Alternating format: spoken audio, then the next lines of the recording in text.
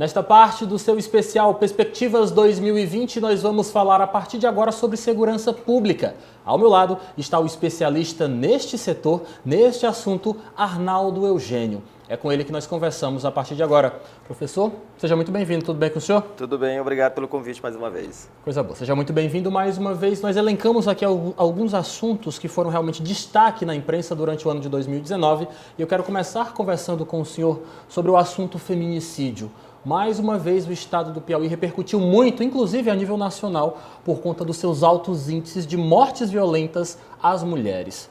Para 2020, como é que o senhor justamente enxerga a solução para este problema tão característico do estado do Piauí? Assim, de forma objetiva, não há uma solução imediata. Assim, você percebe que mesmo com a criação da Lei Maria da Penha, mesmo com a criação da Lei do Feminicídio, os homens não pararam de matar. E um outro aspecto que se deve perceber nos feminicídios, o alto nível de destruição, de perversidade, de maldade, de crueldade que os homens estão fazendo com as mulheres. Ou seja, eles matam com faca, arma branca que provoca lesões irreversíveis e leva à morte, com várias facadas, facão, enxada, foice, martelo. Então você percebe assim, os homens estão ainda mais perversos e muitas mulheres morrendo com a medida protetiva dentro da bolsa. Isso quer dizer, em outras palavras, o Estado não assegura, o Estado brasileiro não assegura a proteção integral de mulheres vítimas de violência doméstica. Esse é um problema. Depois, estamos num país que tem um viés machista muito forte. Nós não temos políticas públicas de desconstrução do machismo, porque a gente já percebeu que não é só o recrudescimento da lei, não é só aumentar a pena do feminicida, é, na realidade, prevenir para que não aconteça isso. Para isso, nós temos que trabalhar desde o jardim de infância, com a ideia de desconstrução do machismo, com a ideia de trabalhar nas crianças desde cedo, que deve se respeitar homens e mulheres, homoafetivo, deve se respeitar o ser humano como um todo, em qualquer circunstância, independente das suas escolhas. Então, a tendência é que, como as causas principais do feminicídio não foram ainda controladas, a tendência é que nós podemos ainda assistir muitos casos de feminicídio em 2020. Educação como saída para esse problema tão grave que infelizmente marca a nossa sociedade piauiense. Professor, no ano de 2019 nós também noticiamos bastante apreensões de drogas, de entorpecentes pelo estado do Piauí. Mais uma vez, estamos falando em um estado que é rota para o tráfico de drogas? Isso eu já falava desde 2005.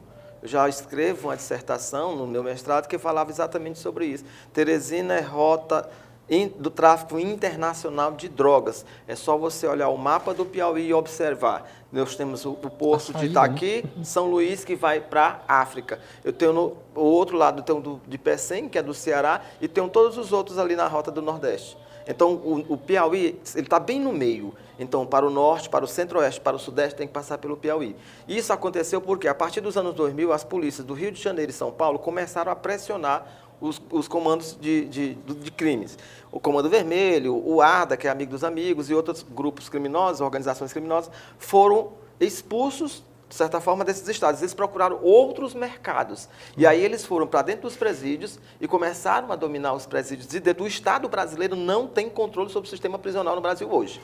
Quem faz isso são as organizações criminosas. Então, o tráfico de drogas. Então, o Piauí, essa apreensão é para demonstrar materialmente que o Piauí é rota, sim, do tráfico internacional de drogas. Mas, professor, no caso, apenas apreender não seria uma solução viável para se combater esta realidade que foi amplamente divulgada no ano de 2019 por nós da imprensa. Como é que o senhor acredita que seria uma solução para essa questão? Primeiro, nós temos um aspecto meio complicado nisso aí, é a corrupção. Sim. Todas as vezes que você tem uma rota do tráfico internacional de droga, o crime organizado só se estabelece em determinado território se ele tiver apoio de órgãos ou instituições ou membro do Estado. Portanto, onde existe uma organização criminosa, existe um braço do Estado dando proteção a ele. Então, o que a gente tem que pensar é nisso. Primeiro, a corrupção. Tem que atacar de dentro. E é muito complicado você atacar um monstro dentro dele, porque é perigoso você trabalhar, por exemplo, você vê hoje quem dava proteção à organização criminosa no Acre, o comandante do BOPE. Você diz para a sociedade o quê? Como é que eu posso confiar?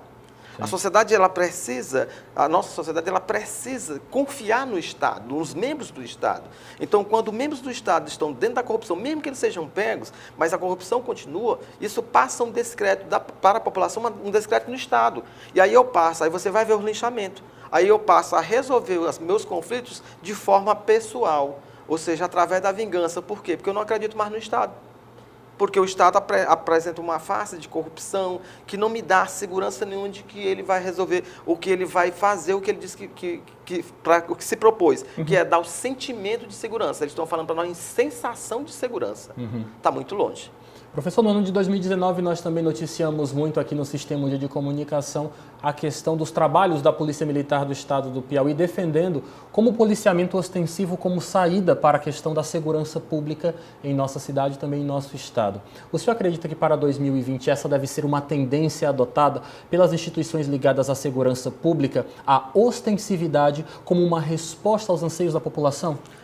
Ela pode dar um efeito pontual, mas ela não resolve as causas do problema, da violência.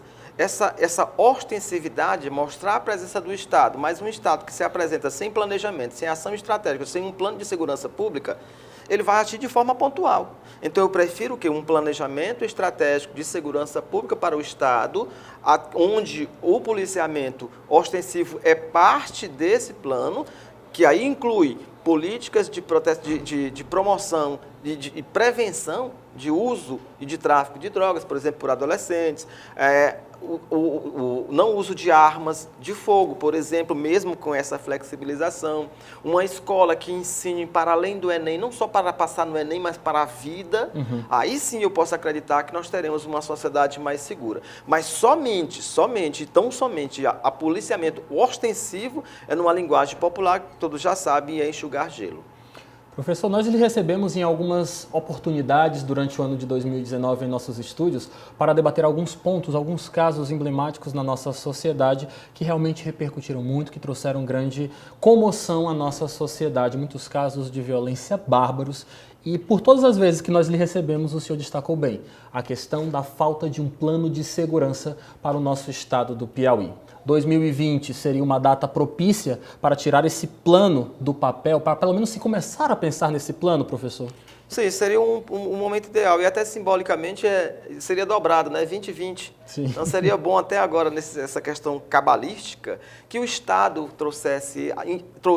apresentasse esse plano e efetivasse essas políticas, né, de prevenção ao crime e uma política de combate à violência, não com mais violência, mas com inteligência, se antecipando aos fatos criminosos. Né? Então, a partir daí eu posso trabalhar um planejamento estratégico, um policiamento integrado, o policiamento integrado que ocorre no Piauí, ele é pontual, ocorre só no Natal, no Carnaval e em Réveillon.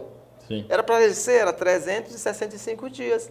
Essa sim seria uma política pública de segurança que seria preventiva e até teria um nível de efetividade maior, porque o criminoso teria mais trabalho, não só de pensar o crime, mas também na possibilidade de que ele poderia ser pego e que poderia ser julgado posteriormente. Então não basta só a polícia, nós temos o judiciário que tem que funcionar, tem que ser célere também. Professor, só para concluir nossa entrevista de hoje, gostaria de lhe perguntar nesse contexto da necessidade de um plano de segurança para o estado do Piauí. Armar a população seria uma saída? Não, ao contrário. Eu penso e respeito o posicionamento contrário ao meu, mas eu acredito que numa sociedade onde se mata muito com arma de fogo, colocar mais arma de fogo é colocar lenha numa fogueira. Vai queimar ainda mais. Ok. Professor Arnaldo Eugênio, muito obrigado pela sua participação. Um excelente 2020 para o senhor. Volte mais vezes, tá? Ok, com menos violência, se possível. Ok, muito obrigado. O nosso próximo assunto agora é economia, mas quem vem apresentar os pontos que foram destaque em 2019 e, é claro, prospectar um futuro melhor para 2020 é Mayara Martins. E o nosso próximo assunto é economia. A gente vai falar um pouquinho sobre o cenário econômico de 2019 e essas projeções aí para 2020. Para isso, a gente recebe aqui no estúdio o economista Fernando Galvão. Olá, Fernando, seja bem-vindo. Oi. Um dos grandes temas, né, que a gente debateu agora em 2019, que os primeiros resultados devem acompanhar agora em 2020 em relação à reforma da Previdência, né? Foi um assunto que gerou bastante discussão agora em 2019, tanto no âmbito federal quanto no âmbito estadual aqui também. De que forma você acredita que essa discussão ainda vai acontecer em 2019 e os primeiros resultados eles já vão ser perceptíveis agora em 2020? Ok, veja só, o debate sobre a Previdência, a necessidade de uma reforma, ela vem por conta de um entendimento de que existem muitos gastos públicos e que esses gastos geraram uma crise econômica no Brasil, sobretudo a partir dos anos 2015 e 2016. Então, entende-se que houveram muitas despesas sobre o orçamento federal, isso gera uma crise e agora a gente vem tendo uma longa recuperação econômica. Ao longo do tempo, 2016, 17, 18 e por todo o ano de 2019, houve um esforço no sentido de cortar essas despesas para tentar fazer com que a economia se recupere dentro desta visão. Tá? E medidas vêm sendo tomadas nesse sentido. Houveram várias já, desde o governo Temer até aqui, como, por exemplo, a PEC do teto de gastos e a reforma da Previdência, uma outra, já que a Previdência ela consome uma parte expressiva do orçamento brasileiro. E aí faz-se uma reforma. O detalhe é que essa reforma ela é muito impopular, porque o que é que ela faz em resumo? Ela faz com que as pessoas paguem por mais tempo, alíquotas mais caras e recebam valores menores. Então, essa reforma ela acaba tendo um impacto social bastante negativo. A ideia é que só gere resultados, a estimativa inicial era de 1 bilhão em 10 anos, com as emendas chegou-se ao valor de 800 bilhões em 10 anos. Então, assim, é um efeito de bem longo prazo para a economia, não é um efeito necessariamente imediato. Mas o assunto vai continuar sendo pauta agora em 2020, já que os municípios também devem estar discutindo esse assunto, fazendo as reformas da Previdência a nível de municípios. A gente já teve a nível federal, aqui no Piauí também, o governo do Piauí também já fez a sua, mas os municípios ainda, tem muitos municípios que ainda não têm e que vão precisar fazer. Então, vai ser um assunto que ainda vai gerar muitos debates agora em 2020. Sim, vai haver uma necessidade de adequação, né, de estados e de municípios, né, que têm seus regimes próprios, né, de previdência, que foram mal gerenciados ao longo de todo esse tempo e que foram acumulando déficits aí, correspondendo a grande parte das despesas. Se falando de finanças públicas, grande parte dos orçamentos de estados e de prefeituras, eles são destinados a pessoal da ativa e aos inativos. Quando você vai olhar para o orçamento todo, sobra muito pouco para custeio, para investimentos. Isso estrangula a capacidade de gestão de estados e de municípios. Por isso, se tem essa noção de que a reforma tem que ser feita. E ela, no Brasil, no final das contas, acontece isso comumente. Você privatiza ganhos e socializa perdas. Né?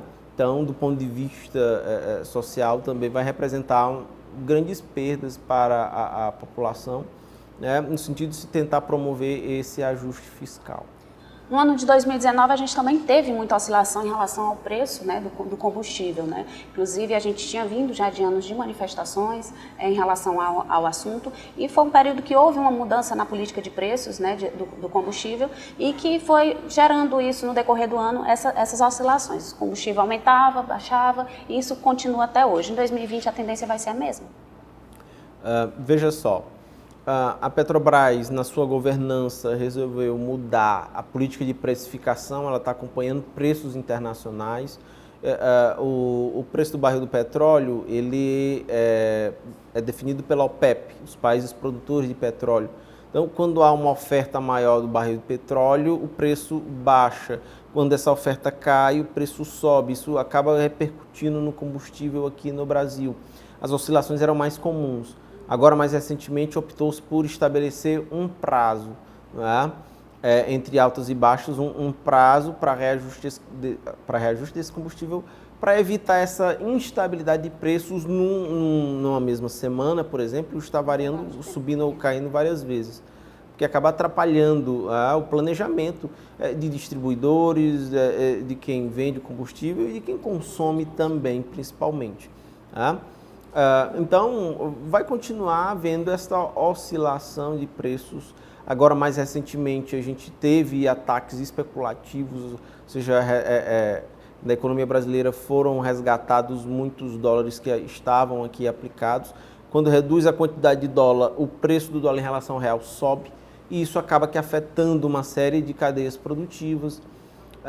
Quem importa e que tem componentes importados, por exemplo, produtos eletroeletrônicos, acabou que afetando também o preço do barril do petróleo, já que no Brasil a gente não tem tanta autonomia. A gente extrai um petróleo grosso, a gente exporta barato, mas a gente acaba que importando o petróleo refinado, não é? Para o combustível, que será usado como combustível. A gente acaba aqui importando caro, um aumento na cotação do dólar acaba aqui refletindo nos custos da Petrobras e isso acaba sendo repassado para nós consumidores. Dólar esse que teve, né, aumento recorde, inclusive, nesse ano. Fernando, e outro tema também o governo vem debatendo bastante é em relação à questão da liberação, antecipação da liberação dos recursos do Fundo de Garantia por Tempo de Serviço, o FGTS, que deu uma movimentada na economia, principalmente, né, agora, no final do ano. Acredita que essa estratégia do governo ela foi acertada e ela deve continuar para 2020, já que o governo já anunciou que, pelo menos no que tange ao salário mínimo, a gente não vai ter grandes ganhos? Na verdade, funciona assim, a economia é como uma engrenagem, se a gente entender que a moeda que circula é como um óleo que ajuda essa engrenagem a girar. Quanto menos moeda na economia, fruto, por exemplo, de uma recessão 2015, 2016, você tem muito menos moeda circulando na economia, você tem menos vendas, menos compras, menos investimentos, menos encomendas de matérias-primas. A engrenagem econômica ela acaba girando num ciclo mais lento e aí nós temos a recessão econômica, uma queda na atividade econômica, uma recuperação se deu em 2017, 2018 e 2019, mas ainda lenta porque há um baixo ciclo de moeda circulando dentro da economia. A gente ainda tem baixo consumo. Por quê? Porque o desemprego está muito alto. A gente tem um contingenciamento, um ajuste fiscal por parte do governo que reduz o fluxo de moeda circulando na economia também.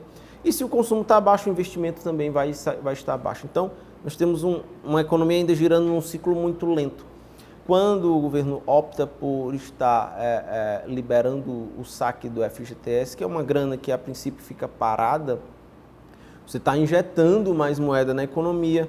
Perceba que agora no final do ano tem um time também de pagamentos de 13º, de férias, o próprio e natural estímulo ao consumo do final do ano de compras de Natal, né? Amigos ocultos, ceias e tudo mais. Então, todo esse ambiente acaba aqui contribuindo para, veja, uma economia girando num ciclo mais rápido. Por quê? Porque eu tenho mais moeda circulando na economia. O próprio pagamento de 13º, do Bolsa Família, tudo isso é injeção de renda que acaba favorecendo este final de ano no Brasil. Você falou da questão da liberação da economia que estava parada e que agora volta a se movimentar agora nesse período de final de ano. Aumentou também a questão da geração de empregos, né? Ela vinha de um decréscimo e a gente teve um crescimento já nessa geração de emprego agora nos últimos meses de 2019. A estratégia continua sendo dessa de liberação para também fomentar essa geração de empregos e continuar, principalmente após essas modificações que aconteceram na reforma trabalhista? Seria o ideal, mas percebo que esse final de ano a gente tem essa sazonalidade de final de ano, essa liberação de FGTS, ela gera um soluço de atividade econômica mais aquecida, né? Mas perceba, o que ainda limita muito o nosso teto de crescimento, que continua baixo, nosso crescimento vai ficar abaixo de 1,5%. Estimativas do Boletim Focus no Banco Central está estimando aí 1,2% de crescimento do PIB em 2019, é muito baixo, né? Então, por que o nosso teto está baixo? Porque os níveis de desemprego no Brasil ainda são muito elevados. Um desemprego muito elevado, ele rebaixa o consumo, que rebaixa o investimento e uma série de outras variáveis. Ainda não há uma confiança no comércio suficiente para poder abrir uma geração maior de justamente, você tem até uma geração de postos de trabalho temporários agora nesse final de ano, que é característica comum a todos os anos, né? Agora, a capacidade disso no próximo... E a taxa de desemprego vem caindo, né? Mas ela vem caindo de forma lenta e boa parte dessa queda são as pessoas que estão se inserindo no mercado de trabalho na informalidade. É um trabalho mais precário, em que a pessoa recebe menos, tem menos garantias trabalhistas. A gente tem que colocar os termos nos seus devidos lugares. A gente não pode dizer que uma pessoa que está trabalhando, vendendo bolinho ou bolinho de chocolate na calçada de casa, como uma empreendedora. Né? Ela é uma pessoa que não está conseguindo se inserir no mercado de trabalho formalmente, que está buscando incrementar a renda para sobreviver. Tanto que se surgir uma outra oportunidade de trabalho com carteira assinada, com garantias trabalhistas, a pessoa vai deixar de vender bolinho na calçada de casa e vai trabalhar no mercado formal. Então perceba, a gente precisa juntar, além de uma série de políticas e medidas no sentido de estimular a atividade produtiva, a gente também precisa estimular o consumo, estimular a queda nos níveis de desemprego. Só liberação de FGTS não é suficiente. É preciso mais medidas articuladas, principalmente o governo precisa puxar, né? Precisa liderar esse movimento de redução do desemprego para que a gente consiga aumentar o nosso teto de crescimento. Senão, a gente vai continuar por muito tempo crescendo a taxas muito baixas. Só para complementar isso que eu estou dizendo. O Banco Itaú divulgou recentemente um relatório mostrando que o desemprego hoje no Brasil está na casa dos 11,6%. É muito alto. 10% ainda é muito alto. E talvez cheguemos a 10% apenas em 2023. Então, é muito lento, está muito lenta essa recuperação. CPMF, a gente falou muito, né? Houve um debate bastante aí no ano de 2019, essa possibilidade de retorno da CPMF. Para 2020, a gente tem um cenário favorável à recriação desse imposto? Essa criação, ela pega muito mal, porque vai ser um imposto que incide várias vezes dentro da cadeia produtiva, né? Então, dentro de uma reforma tributária, a criação desse mecanismo, que é muito bom para o governo, porque ele é fácil de arrecadar, mas para o setor produtivo, na verdade, a gente teria que caminhar numa reforma tributária que incidisse sobre a renda e sobre o patrimônio. Quando a gente tem isso, a gente passa a ter um sistema tributário mais progressivo, ou seja, paga mais quem tem mais, paga menos quem tem menos, né? No sentido de uma igualdade tributária maior, né? Quando você institui uma CPMF nesse sentido, existem até ideias de se tributar operações digitais, inclusive, né? Você tem aí um imposto incidindo várias vezes sobre as cadeias produtivas, isso vai ser repassado sobre preços de produtos. Isso acaba sendo muito ruim para uma economia que está girando num ciclo muito baixo de recuperação econômica. Só para finalizar, em relação, a gente teve aí o setor da construção civil, né, que veio experimentando uma queda. Para 2020, esse setor vai conseguir ganhar um fôlego? Perceba que na construção civil, a gente, no Brasil, a gente está experimentando uma redução sistemática na taxa de juros Selic, que é a taxa de juros básica da economia. Tá? O que está derrubando a Selic? É porque, como no Brasil, ainda é reflexo de uma recessão mal curada, 2015, 2016, o desemprego é muito grande, o consumo baixou, não tem pressão inflacionária. O consumo não está ativo, as pessoas comprando mais do que as empresas produzindo, gerando pressão inflacionária. Não tem isso. Então, a taxa de juros vem sistematicamente caindo ao longo do tempo, né? É porque o desemprego está muito grande e o consumo está muito baixo. Então, a inflação está baixa, a taxa de juros está caindo. O que é que isso permite? Permitiria um maior ciclo de investimentos imobiliários, por exemplo. né? A Caixa está baixando os juros do financiamento imobiliário. Isso é um cenário muito interessante e positivo, mas ele não é suficiente. Volto a bater na tecla. O grande problema brasileiro agora, de curto prazo, e que tem reflexos no médio e no longo, é o alto desemprego. Então a gente tem que baixar o desemprego para que as pessoas consigam acessar os financiamentos imobiliários, aquecer a indústria da construção civil, que é uma indústria motriz. Quando ela expande suas vendas, ela puxa outras cadeias produtivas, ela gera muito volume de emprego, sobretudo para pessoas que têm baixa qualificação, né? E você tem uma série de outros setores que vão vender juntos, o polo cerâmico, você tem a metalurgia, você tem uma série de outros fatores, maquinários, que são puxados pelo crescimento da construção civil. Essa pode ser uma janela que possa acelerar um pouco mais a recuperação econômica do Brasil. Agora, volto a dizer, é preciso que a gente tenha políticas de demanda, políticas que estimulem a queda no desemprego e o aumento do consumo na economia, que o mercado interno brasileiro é grande, mas ele está muito fragilizado pelas altas taxas de desemprego. Tá certo, a gente agradece aqui, professor, pelos seus esclarecimentos. Sempre que precisarem e eu estiver e for dentro das minhas possibilidades. Obrigada. E no próximo bloco vamos falar sobre política. 2019 foi um ano de muitas articulações, mas elas devem ser concretizadas agora em 2020 por conta do processo eleitoral. Lívio Galeno vai falar com especialistas e o resultado você confere daqui a pouquinho, logo após o intervalo.